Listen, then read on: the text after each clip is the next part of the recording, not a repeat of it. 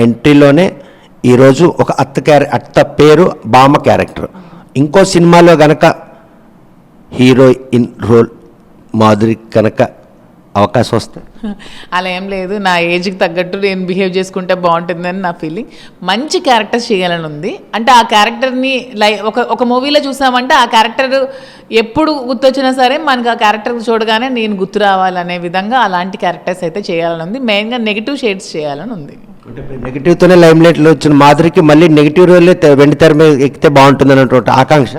Of course పబ్లిక్లో త్వరగా వెళ్ళాలంటే మ్యాక్సిమం నెగిటివిటీతోనే వెళ్తుందేమో. ఎందుకంటే ముందు నేను ఎంత మంచిదానో ఎవరికి జనాలు తెలియలేదు. నెగిటివిటీతోనే జనాల్లోకి వెళ్ళాక అప్పుడు నేనేంటో తెలుసుకున్నారు తప్పితే ముందంతా ఎవరికి జనాలకి మనమేంటో తెలియదు. సో పబ్లిక్లోకి ముందు వెళ్ళే త్వరగా నెగిటివ్ వెళ్తుంది. సో పాజిటివ్గా మీరు ఒక మంచి పని చేశారు, ఒక ₹1,00,000 మీరు దాన ధర్మాలు చేశారు అనుకోండి, ఎవడు మీకు పట్టించుకోడు. అదే మీరు ఒక బ్యాంక్ వెళ్ళి 10 లక్షలకి అన్నం పెట్టండి, వెంటనే మీరేంటో అందరికీ తెలుస్తుంది, మీ చుట్టూ అందరూ తిరుగుతుంటారు. సమాజం అలా ఉంది. సో నెగిటివిటీని ఎక్కువగా అట్రాక్ట్ అవుతున్నారు కాబట్టి నెగిటివ్ షేడ్స్ నాకు ఇష్టం. విలన్ రోల్స్ అలా చేయాలని ఉంటుంది.